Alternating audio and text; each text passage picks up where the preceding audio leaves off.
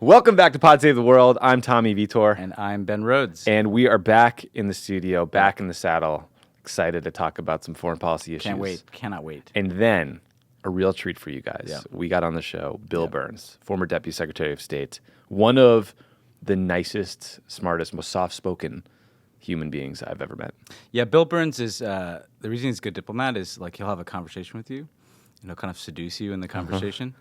And you'll think that you're agreeing with him. Yes. And you're just moving closer and closer to his views. And by the end, you're like agreeing with him violently. You've changed your mind, and you don't even know how it happened. And he's just fixing you with this kind of gentle gaze over his well-groomed mustache. He just wins you over with core decency. Yeah. But seriously, like Bill, I think he was the highest-ranking Foreign Service officer ever at the State Department, at Deputy Secretary of State. That doesn't ever happen. But he held a whole bunch of other positions, like ambassador to Jordan, ambassador to Russia. He's been on the show before, but I just can't tell you how impressive it is to see someone like Bill at a table with 7 four-star generals, and they're deferring to him and asking for his opinion. And he's just. I think he probably would have been Hillary's Secretary of State too. That was like the broad assumption was he would have been Secretary of State. And who knows, if a Democrat wins, he will be on the short list of anybody to be Secretary of State. Yeah. Seriously. Listen up, people out there. Okay, let's get to some news items. I want to start with something that you texted me this morning that made us both very annoyed. Yeah. So the New York Times reported that the NSA has quietly shut down a program that analyzes Americans' domestic call logs and texts. That's otherwise known as metadata. I want to be clear that we're not mad that they shut this program down. We're mad about the rest of the story. Yeah. So this program started in after 9/11. It was disclosed by Edward Snowden in 2013 and was, pretty scandalous, frankly. Yeah. I was gone at that time. Oh, you were lucky. Yeah, you had to deal with this. But so the program, I think as it was constituted then, ended and was replaced by something far more Orwellian named the USA Free Net. 2015. God, why do we do that? Yeah. But long story short, I mean, this news that this really sensitive, controversial NSA program was shut down was disclosed by a random Hill staffer. We should start there. On the Lovett podcast. So we really need to step up our we classified. should have these people on. Yeah, break some news. Let's break some classified news like this guy did. But you and I both read this and thought, like, what the hell? Because one of the most frustrating things about working in national security and national security communications in particular is that you're constantly told that programs like this are critical to national security, to busting terrorists, and that if they go away, we're all going to die. Yeah. And thus, we are told to say those things, and we take them on good faith from people we believe and trust, but we don't have a great way to fully vet out these arguments. And I would love to know what the hell changed between then and now that meant we could shut this program down. Maybe it was terrorist behavior, or maybe the thing wasn't that important in the first place. Yeah. And so for people who didn't suffer through the Snowden disclosures in the White House, the original program was the U.S. government literally vacuumed up everybody's metadata about all their phone calls, and then the idea was that we weren't listening to the phone calls. The government wasn't listening to the phone calls, but you could try to match. If there's a phone number associated with a terrorist, you see who that person is in touch with, and if you want to access the actual phone calls, you need a warrant. But just the fact of the government holding all this information was concerning. Yeah. Obama made some changes. What he basically did is, instead of the government holding this information, the phone companies would hold on to this information, and then the government could go to them and try to access it if they wanted to. But I think what is really frustrating is, the view of the NSA articulated at the time that we as in the White House had to wrestle with, is that this was essential. That if we didn't have this tool, there would be terrorist attacks. And if this random Hill staffer is correct, the government isn't even using this capability anymore, and so therefore it's likely this program could expire. And that, we have to acknowledge, totally contradicts what we were being told, and frankly, what we ourselves, or at least me, you weren't there anymore, said, which is that this was an essential tool. Now, again, we did reform it in the Obama administration to take this metadata out of the government's hands and leave it with the phone companies. But I think it is, yet another indication that one of my worries about the U.S. government in general and national security is once you acquire a capability, you don't like to give it up. Yeah. So once you're doing drone strikes, you don't want to stop the drone strikes. Once you are collecting metadata, you don't want to stop collecting metadata. And I think this could hopefully be an example of all these post 9/11 powers that the government gave itself. If it is true that you really don't need these, that they're not essential, then you shouldn't be doing it. You don't just kind of create a hedge and say, okay, we're going to collect everybody's metadata just in case.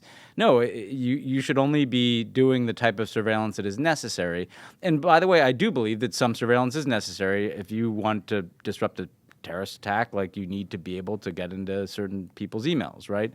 But again, I think a frustrating sign that perhaps this wasn't quite as essential as we were cast to believe. In fairness to the NSA, maybe the program's no longer useful because all the terrorists moved to WhatsApp and Signal and other encrypted apps. Yeah. Look, that's a charitable explanation. But we should say that while the NSA wasn't listening to the substance of everyone's calls, you can learn a lot about someone from their metadata. If they're having an affair, you know what's happening. You basically know where they are at certain times. Like, you can figure out a lot about someone's pattern of life. So it's intrusive.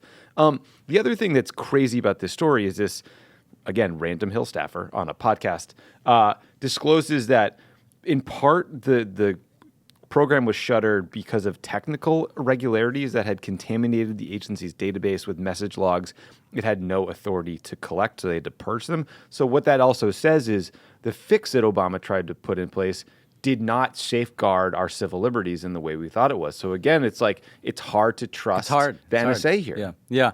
I mean, I think it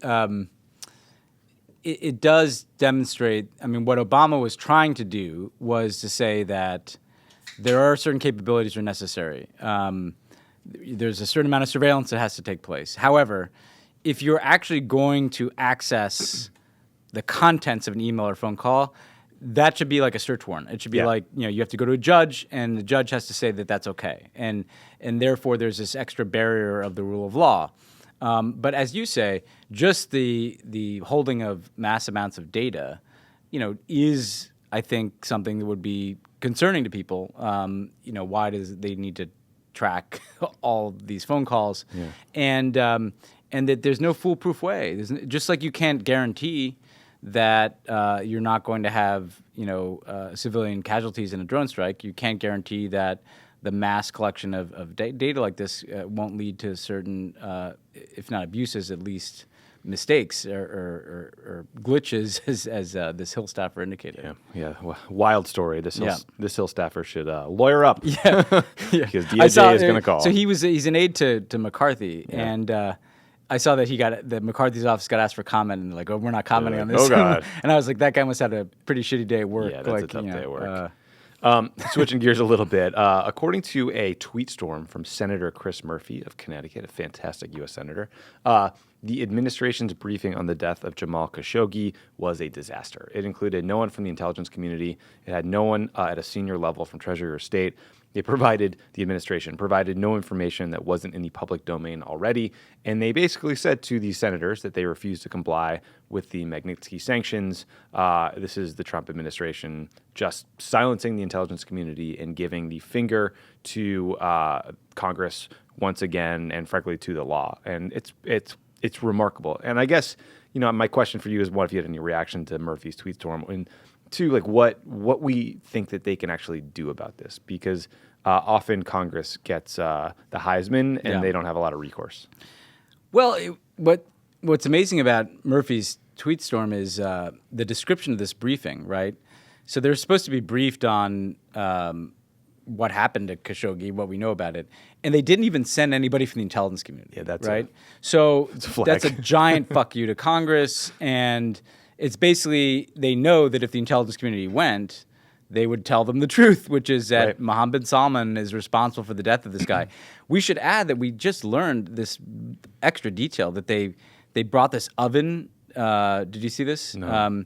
To dispose of Khashoggi's body, they had like an oven that could heat at temperatures that were enough to melt metal, to just eliminate any evidence and trace that this guy was killed.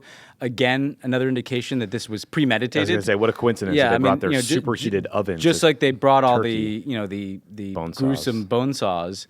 So clearly, this is a premeditated murder of a journalist who works for an American publication, the Washington Post, who lives in the United States in a third country. clearly our intelligence community has information that MBS is responsible for this, and they want to shut that down. They want to just pretend like it never happened. Congress is a co-equal branch of government.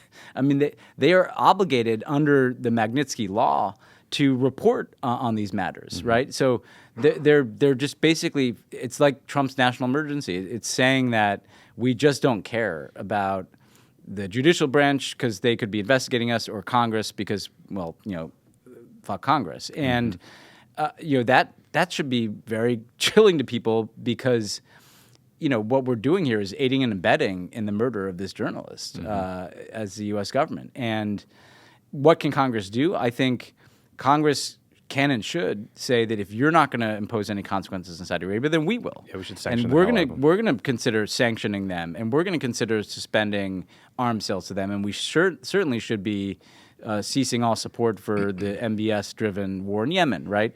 So I think Congress can step up here and pass some laws and compel this administration to hold people accountable for the murder. Yeah, you're starting to see some inkling that Congress, or at least on the Senate side, is a little bit fed up with being pushed around by the Trump administration. I mean, at least like Rand Paul coming out to vote in favor of the resolution that would prevent Trump from stealing money from DOD to pay for his bullshit wall on the southern border. Like they're starting to grow a spine. At least the ones up for re-election. Yeah, they used to pretend to be like institutionalists who cared about Congress, right? And the Democrats, when we were in office, if we didn't brief them adequately on something, we'd hear a lot about it, right? And you would think that these Republicans know they're going to be there, a lot of them, after Trump leaves, right?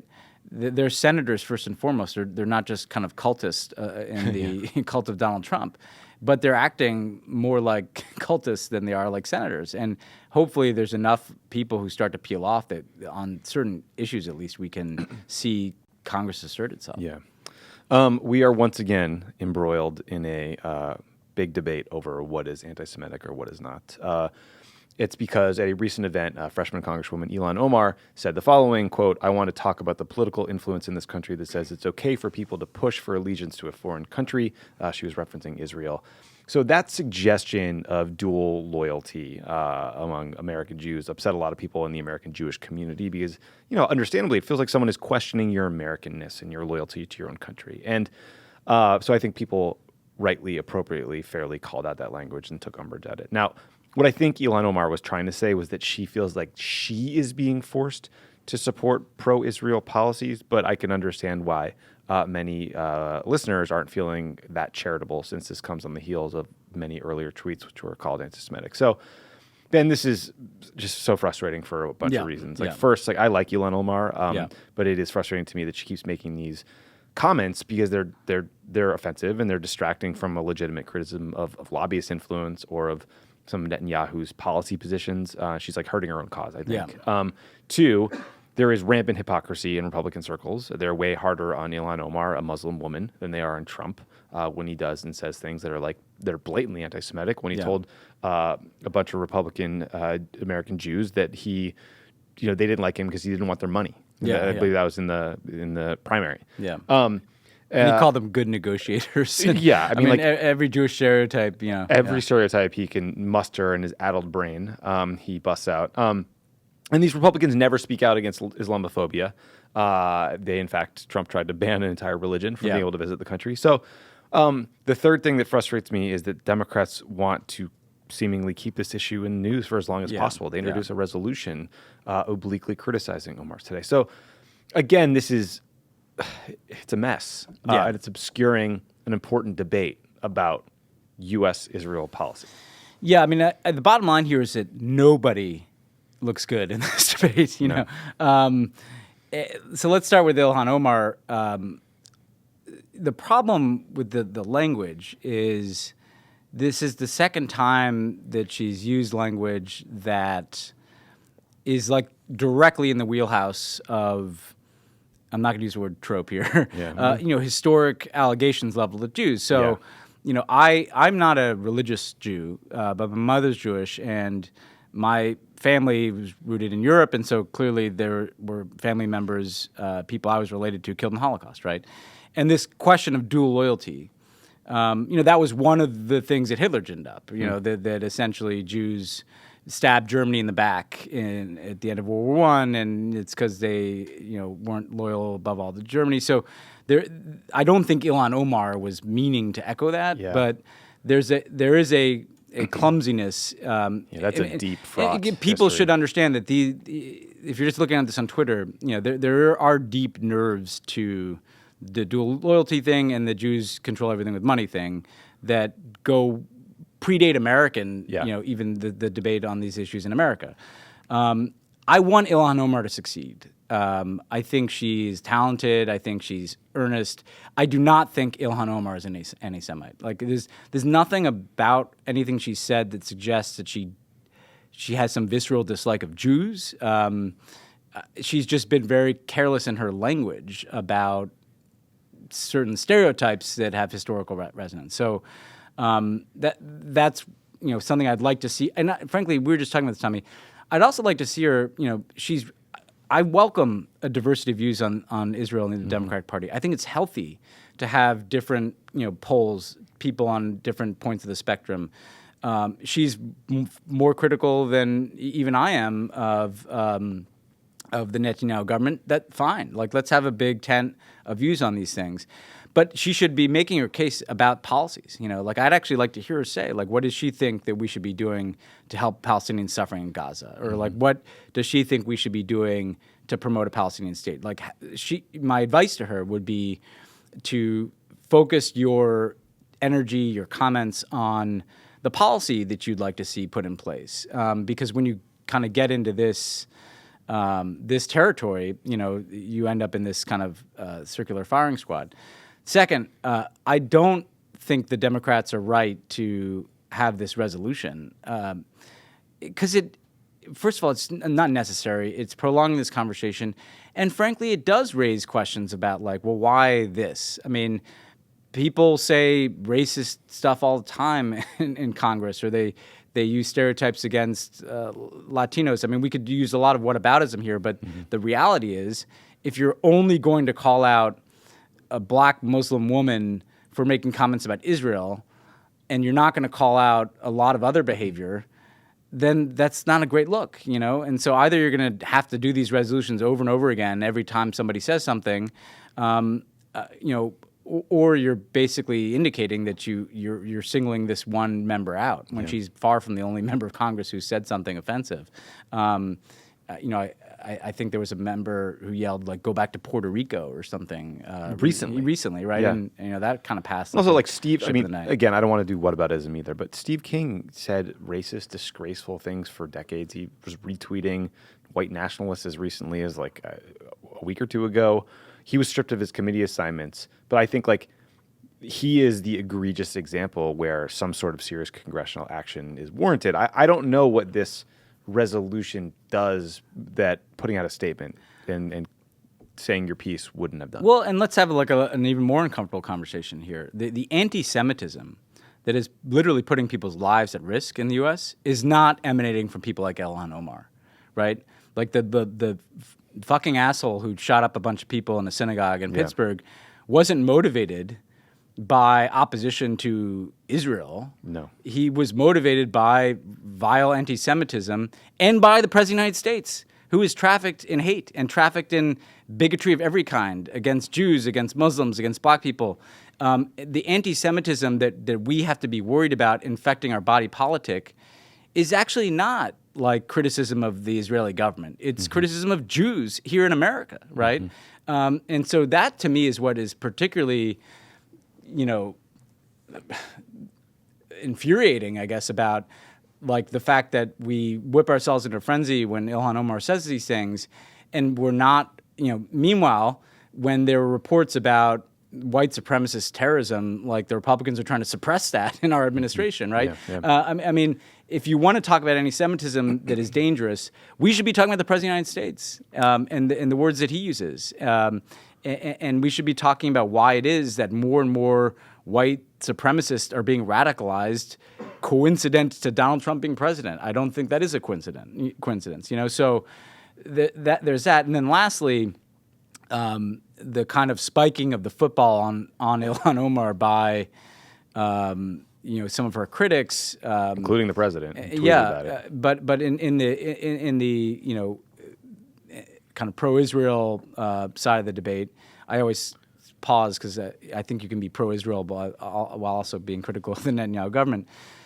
I do have a problem with, long before Ilhan Omar, we talked on this podcast about how they reflexively call people anti-Semitic. I was called an anti-Semite frequently. For supporting the Iran deal. Barack Obama was, for supporting the Iran deal. I remember Obama said, the same people who led us into war in Iraq are trying to lead us into war with Iran.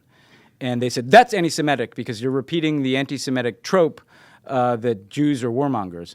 When he never said anything about Jews, and frankly, John Bolton was who he had in mind because he'd written an op-ed saying bomb Iran, and John Bolton's not Jewish. So last time I checked, Colin Powell did a pretty solid presentation at the UN that led us into Iraq. Yeah, exactly. And so I think there is a danger of the overuse of this this attack mechanism, that because it does make people think, and you saw that in the congressman who tweeted, it's unacceptable to question U.S. support for Israel.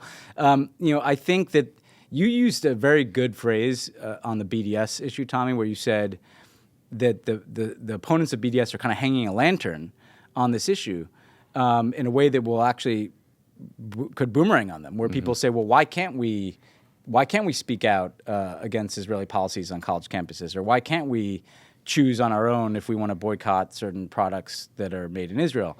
And again, I think that it's not helpful to Israel if there's this kind of use of overwhelming force against its critics every time something like this happens, because it leads people to ask, like, why can't we question this relationship with this government in Israel that is increasingly undemocratic and led by someone who may be a criminal, and it shows no empathy whatsoever to the Palestinians.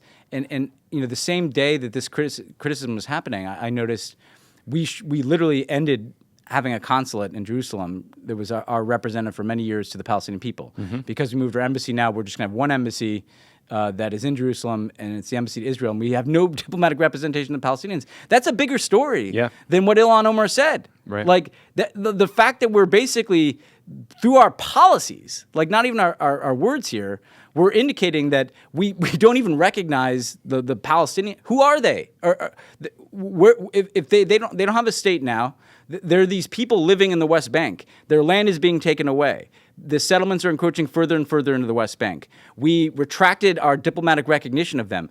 They're just these stateless people. What is our policy towards them? That, to me, is pretty offensive if you care about human rights as well. And so, again, I think Ilhan Omar doesn't do herself any favors, because she should be making a debate about that and saying, like, she should be saying, like, why are we shutting down diplomatic representation of the Palestinian people? And instead of kind of engaging in this dual loyalty trope. So nobody wins in this. Not Ilhan Omar, not like her critics, not the Democrats, not the Republicans. Like, everybody looks like they're just using this for their own political purposes, and that is doing nothing to help Israel, that is doing nothing to help the Palestinians, and it's doing nothing to kind of combat the real scourge of anti-Semitism here, which is emanating from white supremacists, not from Muslim members of Congress. Yeah, Ilhan Omar has apologized in the past for other unfortunate comments, compellingly to me, authentically, honestly. She needs to fix this because she's hurting her own cause. But that said, it also doesn't justify. I mean, someone in the West Virginia State House put up a poster that had a photo of the Twin Towers getting struck on 9/11 with her face. People are making death threats against her, right? So, like, it goes in a dangerous place when everyone demagogues these issues. I get that. If I had a Muslim assistant, the last a wonderful woman named Rahman Ahmed, who wrote a great piece for the Atlantic a couple years ago, but. She wore hijab, and she would get harassed on the metro on the way home. Like, when Trump's campaign was picking up and the anti-Muslim rhetoric was picking up, she started to get, like, harassed on the metro. She felt uncomfortable walking at night. I'd have to call her when she got home to make sure she's okay. Like, and that's an experience that Muslims are having around this country right now, right? And I do understand the frustration of Muslims saying, like, well, how come nobody cares about that? And how come nobody's calling that out, right? And that's, I think, a very legitimate expression. And I should say that Jews have traditionally been allies with other groups who felt marginalized. In the civil rights movement, Jews were huge supporters of Martin Luther King because they saw solidarity amongst minority groups and marginalized people. I would hope that American Jews could express solidarity with what Muslims are going through just as fiercely as they also police this kind of speech that is hurtful to Jews. Like that's been one of the great attributes in the Jewish community in this country. And if something good can come out of this, I do hope that there can be that kind of allegiance among the Jewish community and the Muslim community here in the United States. Agreed. Okay, one more topic that is, frankly, I'm a little sick of talking about, but we must. Okay, so a few months ago, Trump said we're getting all our troops out of Afghanistan. Then I read the Times a couple days ago, and there were reports that, or maybe it was the Post. Let's just pick up there. And then I read the Times a couple days ago, and there was a report that Trump will keep around 7,500 troops in Afghanistan for 3 to 5 years as we negotiate a peace agreement with the Taliban. So that's Afghanistan. Trump said we were getting all our troops out of Syria right away. And then today he sent a letter to Congress saying he 100% agrees with keeping a military presence in Syria. So these are separate wars in separate places. I guess we should separate them out. First of all, okay, so with Afghanistan, I feel like when we did President Obama's Afghanistan and Pakistan review back in 2009, the military told us, or told Obama, that a presence of under around 10,000 troops or so was indefensible and thus not an option because you wanted to have two platforms for force protection, right? You need basically 2 runways. So if one infrastructure is overrun, you can send forces from another place to defend them. But so that confused me. Second, I'm glad that they're negotiating with the Taliban and maybe a power sharing agreement is inevitable. But I guess seeing it written in that way was stark. And I just also imagined the reaction from the Lindsey Grahams of the world had this been an Obama deal. Yeah. I mean, the bottom line, at a certain point, you just have to accept that we're going to leave Afghanistan and that we're going to leave without everything being fixed in that country and with the Taliban having influence in that country, or you're going to stay there forever, you know? Right. And there's this desire to find some way to look like, you know, we are leveraging the ongoing troop presence with the Taliban. Look, the Taliban is going to be there 10 years from now, 20 years from now, 30 years from now, the people who comprise the Taliban, right? Because they live there. And either we think we should have troops in Afghanistan forever, or we think that it's time to get out. And I think it's time to get out. There is a guy fighting in Afghanistan today who was born after this war started. Like there's beyond diminishing returns here. So in my mind, it's as good. The trajectory should be to drawing down and getting out of Afghanistan. I think there's going to have to be some diplomatic agreement with the Taliban. I do think we need to be focused at diplomacy on getting the Taliban to talk to the Afghan government, not just to us, because ultimately it's the Afghans who have to talk to each other and work this out. But I think that it's time to just say we're drawing down, and we're drawing down ultimately to zero here. And, you know, we can figure out what exactly the timeline is for that.